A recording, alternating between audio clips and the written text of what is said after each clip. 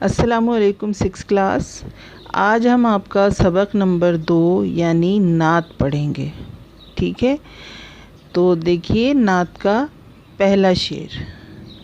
نبی دوسرے پیشوا بن کے آئے، محمد صلی اللہ علیہ وسلم مگر مصطفیٰ بن کے آئے. ٹھیک ہے، تو شاعر کیا کہہ رہے ہیں یہاں پر؟ اس نعت کے شاعر ماہر القادری ہیں، اور وہ اس میں کیا کہتے ہیں کہ باقی تمام نبی جو تھے وہ پیشوا، یعنی پیشوا کو انڈرلائن کر لیجئے، راستہ بتانے والے. ٹھیک ہے، اور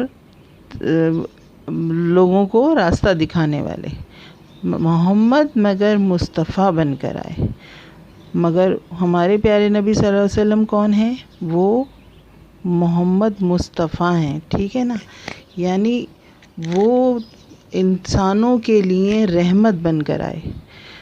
اللہ کے نبی صلی اللہ علیہ وسلم تمام انسانیت کے لیے رحمت بن کے آئے. اللہ نے آپ کو رحمت للعالمین بنا کے بھیجا. ٹھیک ہے، پھر اس کا دوسرا شعر ہے. وہ مکہ کی سختی، وہ طائف کا منظر، محمد خدا کی رضا بن کر آئے.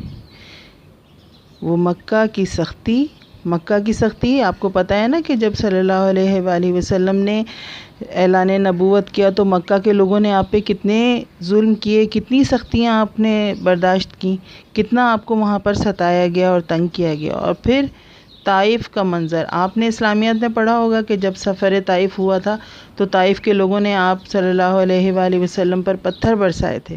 ٹھیک ہے، آپ کو کس قدر تنگ کیا گیا تھا. تو وہ طائف کا منظر، محمد خدا کی رضا بن کے آئے. لیکن رضا کہتے ہیں مرضی کو. ٹھیک ہے، جس میں جس چیز سے آپ کی جو ہے وہ جس سے آپ راضی ہوں. ٹھیک ہے، تو ہمارے پیارے نبی صلی اللہ علیہ وسلم آپ کو اللہ کی رضا حاصل تھی، آپ کو اللہ کی حمایت حاصل تھی.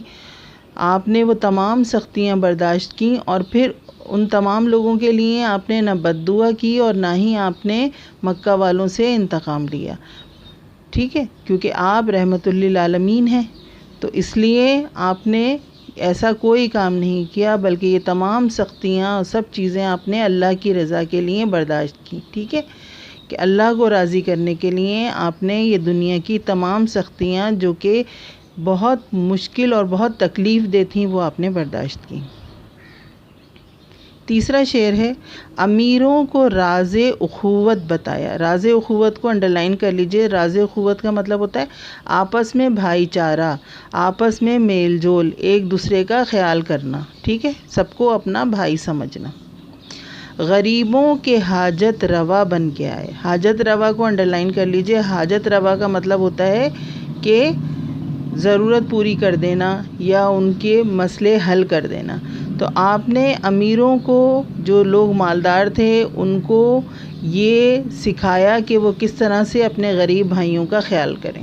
ٹھیک ہے، کس طرح سے ایک مسلمان دوسرے مسلمان کا بھائی ہے، اور کس طرح سے جو امیر لوگ ہیں وہ اپنے غریب بھائیوں کی مدد کر سکتے ہیں، اور اس کا کتنا اجر اور کتنا ثواب ہے.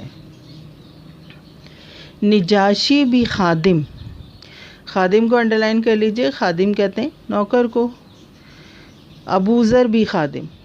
ابو ذر ایک صحابی ہیں، آپ نے ان کے بارے میں پڑھا ہوگا. وہ سلطان شاہ و گدا بن کے آئے. شاہ و گدا کو انڈرلائن کر لیجئے. شاہ کہتے ہیں بادشاہ کو، اور گدا کہتے ہیں فقیر کو. ٹھیک ہے، تو کیا ہے کہ نجاشی جو کہ حبشہ کا بادشاہ تھا، ٹھیک ہے، اس نے بھی اسلام قبول کر لیا تھا، وہ بھی مسلمان ہو گیا تھا، اور وہ بھی آپ صلی اللہ علیہ وسلم سے بہت محبت اور بہت عقیدت رکھتا تھا. اور حضرت ابو ذر غفاری رضی اللہ تعالیٰ عنہ، آپ نے ان کا بھی سنا ہوگا، ان کا بھی نام. تو وہ دونوں بھی آپ کے خادم تھے، آپ کے خادموں میں اپنے آپ کو شمار کرتے تھے. تو آپ صلی اللہ علیہ وسلم جو ہیں، اور وہ اتنے زیادہ امیر نہیں تھے، لیکن نجاشی تو آپ کو پتہ ہے بادشاہ تھا. تو یہاں مثال دی گئی کہ دیکھیے بادشاہ بھی جو ہے وہ آپ کا خادم ہونے میں فخر محسوس کرتا تھا، اور جو بادشاہ نہیں تھا وہ بھی. تو آپ دونوں کے ہی جو ہے وہ بادشاہ تھے، آپ ہر امیر اور غریب ہر ایک کے لیے جو ہے وہ آپ رحمت تھے، آپ سب کو ہی اپنا سمجھتے تھے، اور آپ نے سب کے لیے ہی دعا مانگی، اور آپ نے سب کی ہی کے لیے جو ہے وہ کوششیں کی، اور سب کو اسلام کا پیغام پہنچایا. ٹھیک ہے.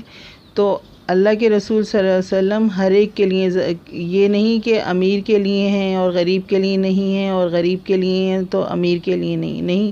جو اللہ کے نبی صلی اللہ علیہ وسلم سے عقیدت رکھتا، اسلام سے محبت رکھتا، اللہ سے محبت رکھتا، آپ صلی اللہ علیہ وسلم کے ساتھ تھا وہ. ٹھیک ہے. تو آج اس ایک بند کی تشریح آپ کی یہاں تک کمپلیٹ ہو گئی ہے. انشاءاللہ پھر اگلی جو باقی کے اشعار جو ہیں اس کی تشریح ہم آگے کریں گے. آپ اس کو اچھی طرح سے پڑھیے، دیکھیے اور سمجھیے.